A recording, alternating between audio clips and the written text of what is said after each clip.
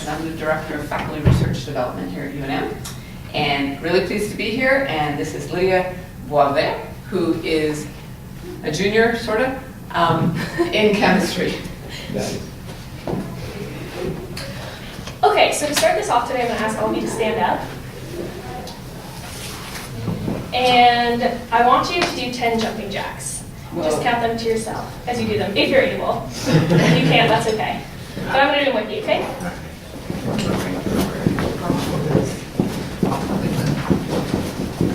You get started, Tom. Okay, that'll work. So I just did a little experiment on you. Feel free to take a seat now. And as we did those jumping jacks, I was watching all of you. And I noticed that, I'm sure although all of you know how to do jumping jacks, you immediately started to look around the room to make sure everybody else was doing jumping jacks too, and to compare your own jumping jacks to theirs. And you might have noticed that I was doing my jumping jacks a little bit differently than the traditional ones. Rather than just doing up, down, I was doing a double where you stay up twice and then go in the middle. And some of you tried to jump onto that and do the same thing that I was doing, even though maybe you've never seen that before. So I promise that this has something to do with what I want to share with you today. But the point of that little exercise is to show you how important social constructs are in our exercise, and how much we care about how we look when we exercise, and how our exercise compares to the exercise that we see around us. Now, I got into studying the obesity crisis in America and the world at large a few years ago, and I've spent a lot of time studying and researching the body and the way that the body processes food, and the way that all of the things that we take in to fuel our bodies can be used in different ways, as energy, or it can be stored as fat, or it can be used to produce new muscle. And I've spent a lot of time researching this so that I could understand why there is such an obesity crisis. Now, I want to let you know a few of the things that I've found out about simply the mechanical processes of metabolism, including catabolism and anabolism. Now, we know that every time we consume calories, those calories are burned within our body so that we can produce energy to move and to live and to work. Even if we don't go to the gym or we don't like to run marathons, we need food as energy so that we can keep our brains going and just keep our body alive. Now, part of the issue is that in recent days, processed food has become a lot more prevalent. We've learned different ways to artificially make calories in food in ways that our body doesn't comprehend as filling us up. So we eat things like Cheetos, which have the vanishing calorie effect, where once they're in your mouth, they kind of disintegrate, and your brain doesn't realize how many calories you're really eating because those Cheetos dissolve into a liquid that our unevolutionary evolved brains don't understand has quite as many calories as they have. Now, these processed foods are a big issue. Also, people are increasingly living more sedentary lifestyles where they don't want to go out and walk their dog as often as they used to, or they would rather stay home and watch their favorite Netflix show than go out and maybe go bowling with friends. And these sedentary lifestyles are causing people to continue to consume the same amount of calories or more than they used to, but not go out as much to burn those calories off. Now, we know that there's all kinds of disorders and issues within the body that can change the way that we consume our calories and the way that we burn them. And I've spent a lot of time researching how our bodies burn these calories and what these different disorders are. Now, we know that there's endocrine disorders where people might not produce the proper hormones, like leptin, that tell them that they're full and they should probably stop eating. There's also thyroid hormones that, when are not secreted properly, cause the body to just continue to keep eating even when it's not necessary anymore. And there's all kinds of testosterone and estrogen issues that change the way fat storage and muscle buildup happens. So as I've researched just the way the body works, I've also found that the brain plays a huge role in the way we exercise and the way we perceive ourselves. About 4 years ago, I started my own fitness journey. I started going to the gym every day. I wanted to get more fit. I was enjoying what I was doing. And I started to use the internet to help me to come up with exercises. So this was before social media and Fitspiration and Thinspiration, new buzzwords that are coined to inspire people to go out and be healthier, to eat better, to run more, work out more, build bigger muscles. Before all of these things became so prevalent on social media, I started to kind of dig into what was out there. And I found lots of good articles on how the body works and a few different exercises like bicep curls or deadlifts that everyone had been doing forever. But there wasn't that much out there by way of what I was looking for. So I started to just do things on my own. And I looked at what other people were doing at the gym, and I listened to advice from some trainers, and I learned what to do and what worked for me. And as I kept going, the craze of social media and fitness began to get really big. Now I can't scroll through my feed on Instagram without seeing some fitness girl doing something crazy, some exercise that no one's ever seen before to keep people interested. Now, I'm not going to argue that Instagram is bad. Everyone knows there's a place and a time for social media. But I do want to tell you that when I started following these fitness girls, when I first came out on Snapchat and Instagram, the quality of my workouts significantly declined. I was trying to do workouts that I didn't know how to do. I would watch a video and try to imitate it, and I looked like a fool at the gym because I had no idea what they were doing or why they were doing it. I didn't know what muscle groups to work. My form was terrible, and all in all, my progress was going down. I wasn't getting more fit. I felt bad when I was at the gym because I knew that I looked terrible and I didn't know what I was doing. And I started to realize that by idolizing all of these fitness gals, I was losing track of myself and what I wanted to do and why I was at the gym myself. So then I started to think about how my brain thought about my own progress and how the way that I was thinking about my fitness goals was changing because I was looking at all of these fitness women.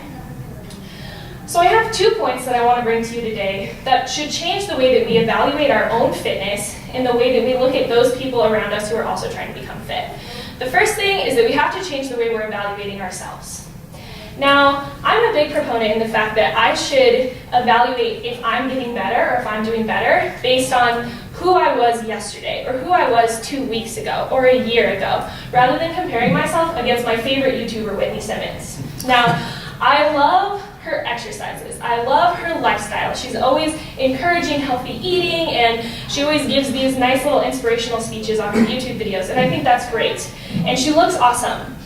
But I don't think it's going to help me to become more fit by just looking at Whitney Simmons working out and doing a good job. I need to look at myself and say, you know what, I have much better shoulders than I did when I graduated high school. And I've done a lot of work on my abs since Christmas, and I look a lot better than I used to. So instead of saying, man, she has like a six-pack and I would really like a six-pack, now I can say, I'm working really hard and I'm doing a good job at getting better. And that helps me to reach my next goal. Now my second point is that you should never stop making goals, and your goals shouldn't be set to have an end that looks just like somebody else. So instead of saying, yes, I want to get a six-pack by Christmas, I should say, I just want to get better. I want to improve. And when I hit that goal of that improvement, I can set a new goal. So instead of the goal being the finish line, the goal is just an in-between to the next goal that you should continue to set. Now, I've been doing this workout thing for about 4 years, like I said before, and I don't think I'm ever going to reach an end goal where I say, you know, I'm done going to the gym. I don't need to go anymore. I've reached all my goals. I'm done with that. I don't ever want to get there. I want to keep setting a goal, and then once I get there, I want to set a new one so that I can keep getting better and better and better. Now, I think that part of the reason why we have this big obesity crisis is because everyone is setting an end goal that they think will make them happy. And I don't think that there's any end goal that will make anyone truly happy. The happiness comes in wanting to get better every single day. Now I encourage myself to just wake up and say, let's do something today that I couldn't do yesterday. Maybe I can only do 2 more pounds of my deadlift, and that's okay, because as long as I'm doing better every single day and I'm getting healthier and stronger and more fit, that's all that really matters, right? I don't have to look like somebody else. I don't have to set some outlandish goal that I'll get 2 years from now if I keep going to the gym every single day. All that matters is that we keep trying every single day and we get better each time. Thank you.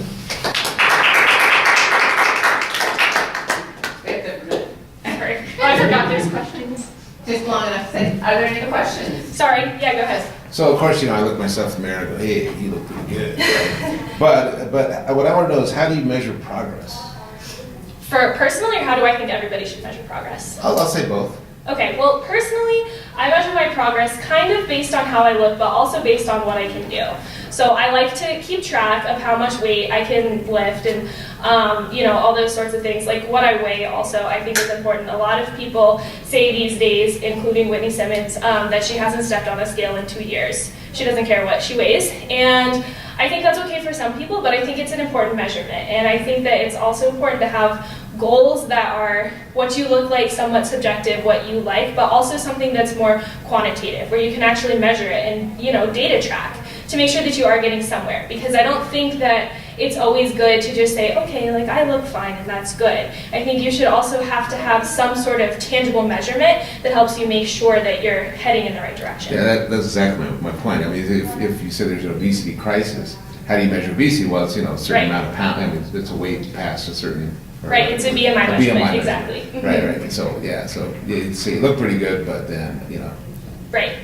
I weigh 250. But even measurements like BMI are not always the most accurate, because BMI does not take into account lean body mass percentage and fat body mass percentage. So some people, like bodybuilders, have extremely high BMIs, like terrifyingly high, even though their body fat is really low, because it's just basically a ratio of height to weight. So almost all of their weight is muscle, which is good for you. That also brings up a whole slew of issues like steroids and overbuilding and all that sort of thing.